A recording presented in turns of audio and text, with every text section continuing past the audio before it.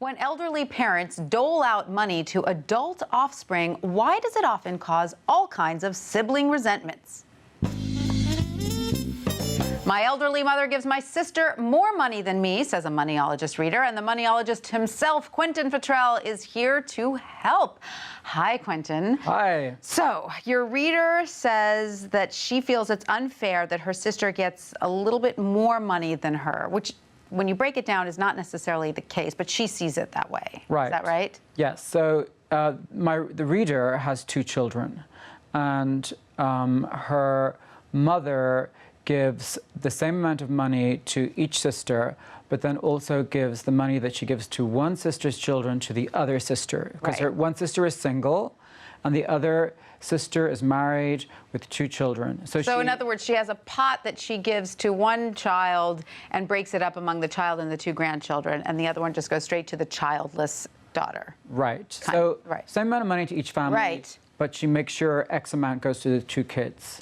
But your reader is also upset because she says that she does more to take care of the elderly. Which she does. She does. She lives nearby. She takes her to doctor's appointments. She spends a lot of time with her. The other sister does not have that luxury. She lives further away. She only sees her mother twice a year. She feels that her sister should not be getting more money in total than she personally gets, although the two families get the same. Right. Now, putting all of this aside before we address the particulars of this, you make the point that what is often missing from this conversation is the fact that adult parents don't have to give their children anything. And if they want to, they can give all their money to the family dog. Right. And that's perfectly within their right. I think that's worth saying, because where does family inheritance end and entitlement begin? Right. And that's a question, because the reader speaks about her mother's money as the money. Yeah. It's her money. Nobody, and she also says that her mother didn't ever give money for her kids' education. Why should she? Why should she? And she says that she's never charged for the doctor's appointments and the time. Why would she charge? So all of that being said, it also still is worth noting to, parents that are giving out money to their children that it does cause resentment. Right. It can cause resentment, and if you're not ready to deal with that, that's something you need to also keep in mind. So what is fair in this situation? Do you think that the mother is handling this in a fair-minded way? Yes, I do. Okay. I think, this reader has already inherited money from her husband's family.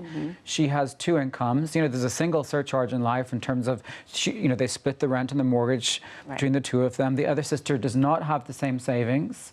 She does not have a spouse where she's inherited more money. So your advice to your reader was just count your blessings and feel fortunate with what you have already. Yes, and also to say that if it's hysterical, it's historical. That this goes back to childhood. This is the same thing as the slice of birthday cake. And there's a very famous psychoanalyst from the 20th century, Melanie Klein, who talks about envy and gratitude being the opposite sides of the spectrum. Yes. And this is exactly the same. You need to be grateful, because I'm not saying that the reader is, although I'm quite tough, I'm not saying that she's not a great daughter, but that you need perspective, and that, yes, you personally are getting less, but you have a $1.5 million inheritance down the road, and that's going to be split 50-50. Right.